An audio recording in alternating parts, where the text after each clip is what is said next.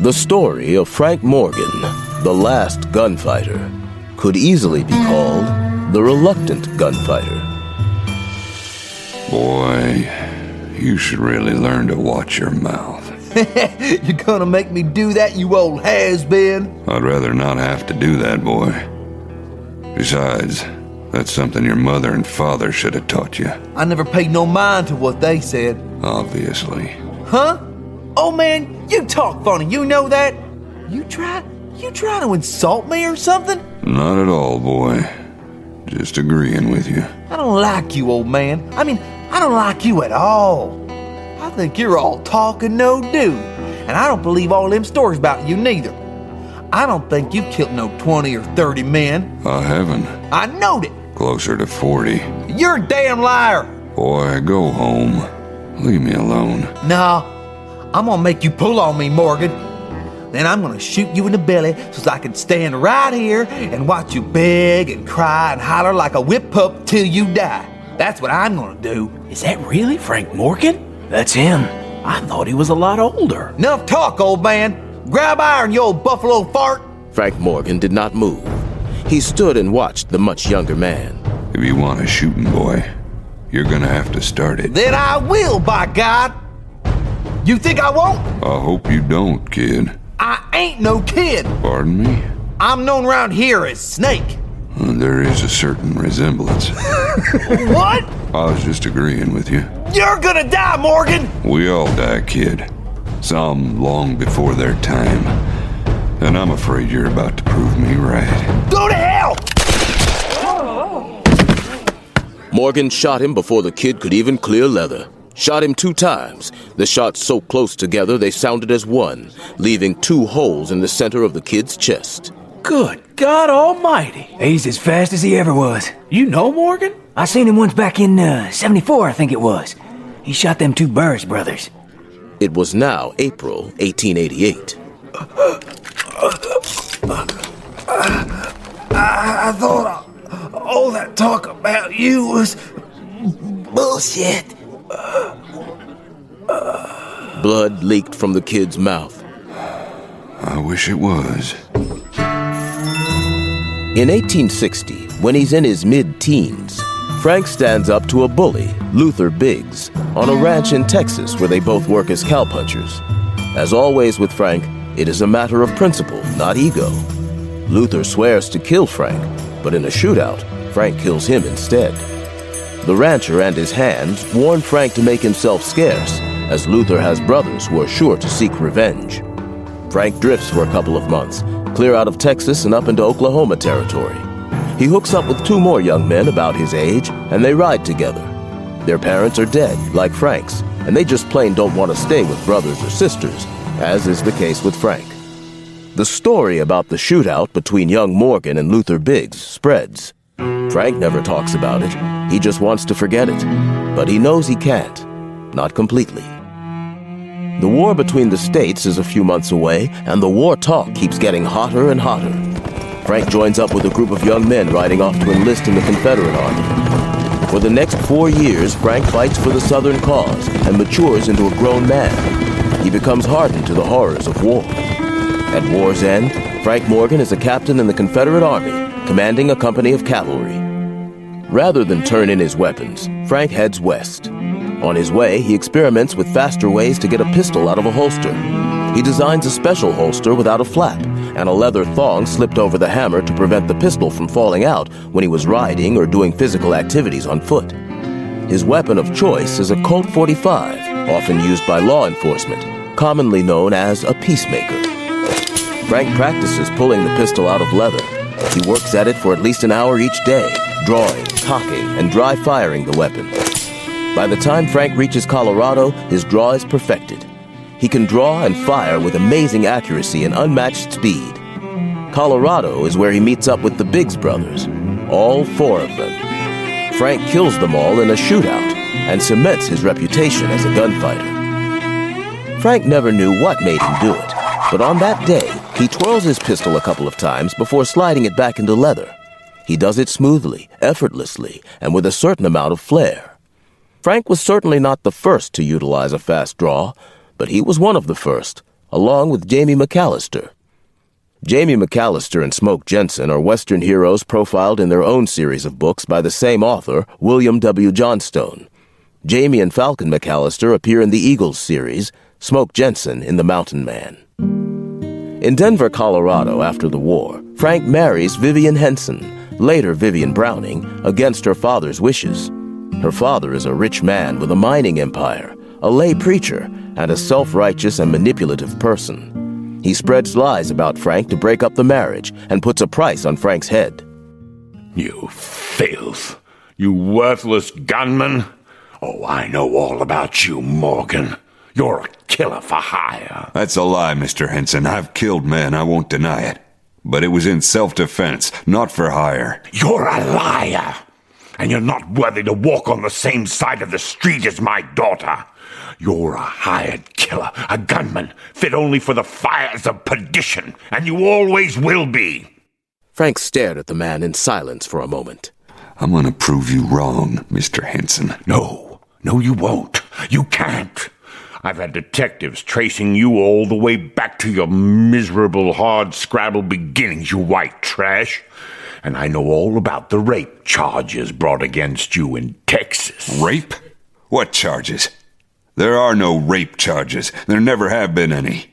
Henson smiled cruelly at Morgan. His eyes glinted with malevolence. There will be when my men get through doing their reports. Frank got it then. Viv's father was paying detectives to write false reports. He was speechless. Leave. Leave on your own, and I won't use those reports against you. I give you my word on that. Just settle up and ride away. Leave? Vivian is my wife. I vowed to spend my life with her. What do you know of vows? You're a damned rake. That's all you've ever been. I'll destroy your marriage, Morgan. I'll make it my life's work. I promise you that. Henson has the marriage somehow annulled, and while still pregnant, Vivian marries a man named Browning, who raises Frank's son as his own. The boy, Conrad, grows up in Boston and attends Harvard, never knowing he is the son of a notorious gunfighter. After the death of her husband and then her father, Vivian moves out west to oversee her father's business interests. Conrad comes with her for the summer, with plans to return to Harvard in the fall. Frank learns Vivian is living in Barneswell Crossing, Colorado. The town is being menaced by outlaw gangs preying on silver and gold shipments from the mines. The gangs are the Pine and Van Bergen gangs, run by Ned Pine and Victor Van Bergen, two men whom Frank has humiliated in the past and who have sworn to kill him. Frank becomes marshal of the town and reignites his romance with Vivian. Frank foils a bank robbery attempt by the two gangs, but in the process, Vivian is mortally wounded. Before she dies, she tells Conrad that Frank is his father. Conrad considers Frank a paid killer and wants nothing to do with him. Vivian also gives Frank a percentage of Henson Enterprises before she dies, arranging monthly deposits into his bank account, making him a rich man. Vivian's father's vendetta against Frank extends beyond the grave. There continues to be a price on Frank's head, begun by Henson and increased by Charles Dutton, one of the company's chief financial officers. He wants control of the mining empire, and after Vivian's death, Dutton tries to engineer Conrad's murder. Dutton disappears back east, but the bounty on Frank's head constantly resurfaces. Charles Dutton is a recurring behind-the-scenes villain, and he and Frank will ultimately have a fatal showdown. Ned Pine and Victor Van Bergen swear vengeance against Frank for foiling the bank robbery, killing bunches of their men, and running them out of town. They also return as villains in the series. Frank's son Conrad is twice kidnapped by his enemies, using him as bait to trap Frank, never successfully. After Frank risks his life to save the boy, their relationship becomes less antagonistic and continues to improve throughout the series. Murder is a common occurrence in the Last Gunfighter series, but not its focus. As we travel with Frank, we encounter many of the burning social issues of the American West in the late 19th century. These include range wars between cattle ranchers and farmers, conflicts with Native Americans, clashes between frontier values and encroaching urban ones. Frank is often avenging the innocent, standing up for women, simple farm folk, and decent people being preyed upon by the greedy and ruthless. Occasionally, Frank makes an attempt to settle down with a woman, to leave gunslinging behind, but he is perennially unlucky in love. Often the women are caught in the crossfire of Frank's violent lifestyle, and the ending is always unhappy. His only constant and trusted companions are his horse and his dog. Frank is not an outlaw, although he is notorious throughout the country as a gunslinger, due to a series of inflammatory penny dreadful novels, the pulp fiction du jour, melodramatic accounts of his exploits. Frank held the book up so he could get a better look at the woman on the cover. She had long hair, cascading down onto her shoulders, from under a hat with a wildflower sticking up out of it. He wondered briefly if this was to be another tale of Deadwood Dick and Hurricane Nell, or whether this issue would feature Calamity Jane or Buffalo Bill. Frank was acquainted with both Bill Cody and Calamity Jane, and got a real laugh out of the way the pair were portrayed by Judson. Buffalo Bill was described as tall and lean, handsome without being pretty, and deadly with a six-shooter. In truth, Bill Cody was just above average in height, ugly as a polecat beneath his large handlebar mustache, and though a pretty fair shot with a long gun, couldn't hit the side of a barn from inside with a pistol. Frank knew Judson had also taken a great deal of literary license with his description of Calamity Jane, whom he described as petite and pretty and a deadly shootist. While it was true Jane could shoot the balls off a gnat at 50 feet, she was as plain and ugly as homemade soap, though Frank thought her funny and entertaining after she'd had a few drinks of whiskey.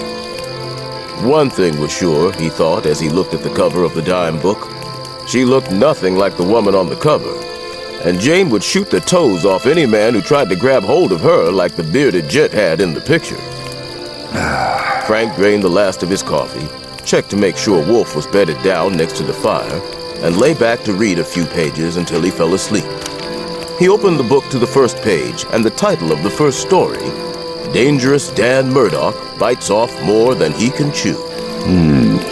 Dangerous Dan Murdoch was a new character. Frank hoped that maybe this one wouldn't be so bad after all. And he began to read. Various enemies have put a price on Frank's head from time to time, but not the legal system. In fact, he serves in law enforcement as a marshal or sheriff on numerous occasions as he wanders the shrinking western frontier.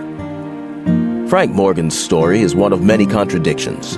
He is a peaceable man with a talent for violence, a cowboy who reads Thoreau, a rootless man moving against a tide of settlers, a person of steadfast, unchanging principles in a rapidly changing world.